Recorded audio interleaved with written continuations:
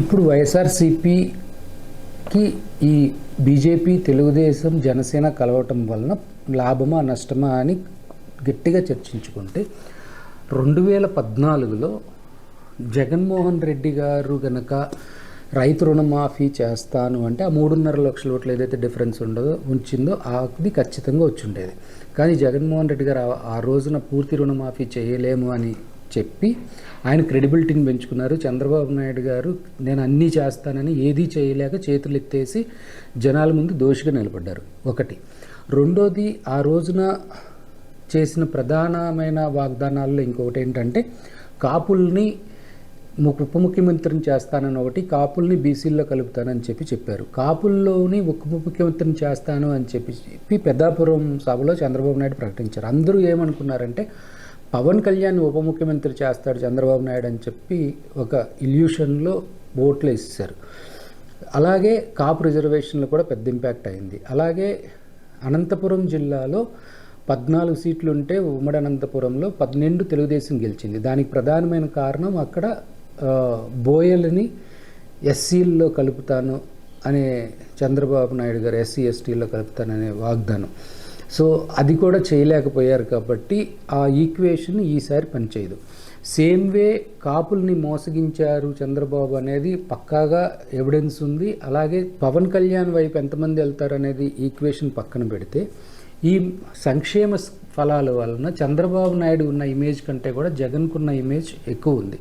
So ముఖ్యంగా ప్రధాన పాత్ర ఇంకొకటి పోషించింది 2014లో ప్రత్యేక హోదా. చంద్రబాబు నాయుడు, నరేంద్ర మోడీ, వెంకయ్య నాయుడు, పవన్ కళ్యాణ్ అనుభవం ఉన్నవాడు చంద్రబాబు అని చెప్పి అదే పనిగా ఇచ్చాపురం నుంచి హిందూపురం వరకు అదే గోల చేశారు. అది ఏ విధంగానూ పనికి రాకుండా పోయింది. అలాగే ప్రత్యేక హోదా కూడా మోడీ ఇచ్చేస్తున్నాడని చెప్పి మన వెంకయ్య నాయుడు గారు ఊరూరు తిరిగి చెప్పారు. కానీ ఆ ప్రత్యేక హోదా కూడా రాలేదు. ఇప్పుడే రాష్ట్రం విడిపోయిన సందర్భం. At the same time Jagan గారి మీద అనేక ఆరోపణలు. జగన్ గారికి ఎలక్షన్ కరెక్ట్గా 6 నెలల ముందే అప్పుడు అందరికీ తెలిసిందే జైలు నుంచి బయటకు వచ్చిన సందర్భం. అన్నీ కూడా సీట్లు ఎవరు ఏంటి 175కి 175 పోటీ చేయాలా లేదా ఎట్లా ఏంటి అనే దాని మీద ఒక గ్యాప్ అనేది ఉంది. సో కొన్ని చోట్ల క్యాస్ట్ ఈక్వేషన్స్, కొన్ని చోట్ల మొహమాటానికి పోయి సీట్లు, ఫర్ ఎగ్జాంపుల్ గుంటూరు 2, లేకపోతే విజయవాడ సెంట్రల్, లేకపోతే ఇంకా చెప్పుకుంటూ వెళ్తే కొన్ని నియోజకవర్గాల్లో అక్కడ ఉన్న క్యాస్టులను బట్టి వాళ్ళకి ఇస్తానన్న సీట్లు కూడా ఇవ్వలేకపోవటం.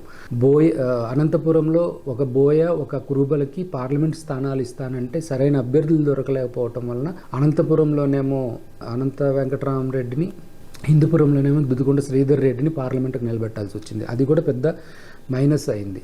సో దాన్ని 2019 నాటికి కవర్ చేసుకోగలిగాను కాబట్టి అది ఒక ఈక్వేషన్ సెట్ అయింది. ఇప్పుడు ఆ ఈక్వేషన్ ఖచ్చితంగా అడ్వాంటేజ్ వైఎస్ఆర్సీపీ కాబోతుంది. ఎందుకోసం అంటే దాదాపు 25 లోక్సభల్లో 5 లోక్సభ రిజర్వ్డ్ పోతే ఇంకా 20 మిగులుతున్నాయి. ఈ 20లో కూడా దాదాపు 11 లేదా 12 బీసీలకు వెళ్ళబోతున్నాయి. సో ఈ బీసీ ఫ్యాక్టర్ అనేది ఖచ్చితంగా వర్కౌట్ అవుతుంది. గతంలో అనేక సందర్భాల్లో మీకు చెప్పాను. బలమైన కమ్మ సామాజిక వర్గానికి చెందిన కాంగ్రెస్ అభ్యర్థుల్ని ఓడించడానికి గుంటూరులో లాల్జాన్ బాషాని అదే 1991 ఎన్నికల్లో కేపీ రెడ్డయ్య అని చెప్పి పార్థసారథి యాదవ్ గారి వాళ్ళ నాన్నగారిని మచిలీపట్నంలో పెట్టి చంద్రబాబు నాయుడు, తెలుగుదేశం, ఎన్టీ రామారావు కలిసి ఆలోచించిన దానికి ఓడిపోయింది. అప్పుడు 1991లో సానుభూతి పవనాలు విపరీతంగా వీచినాయి. సో ఆ ఎలక్షన్స్లో కూడా అంత డంపింగ్ మెజారిటీ, దాదాపు 60-70 వేల మెజారిటీతో ఇద్దరు కూడా గెలిచారు. ఆ తర్వాత మళ్ళీ ఎన్నికల నాటికి మళ్ళీ కాంగ్రెస్ పుంజుకుంది, అది వేరే విషయం. ఇక్కడ నేను క్లియర్గా చెప్పి ఎస్టాబ్లిష్ చేయబోతుంది ఏంటి అంటే బీసీ ఫ్యాక్టర్ వర్కౌట్ అవుతుంది అనేది వాస్తవం. ఎందుకోసం అంటే జనాభాలో 50% బీసీలు ఉన్నారు. ఆ బీసీలు సో ఇన్ని సీట్లు ఖచ్చితంగా తెలుగుదేశం, జనసేన, బీజేపీ కూటమి ఇవ్వలేదు. ఈ ఫ్యాక్టరు ఖచ్చితంగా అక్కడ పనిచేయబోతుంది. అలాగే 2019లో తెలుగుదేశం విపరీతంగా కష్టపడి డబ్బులు పంచింది.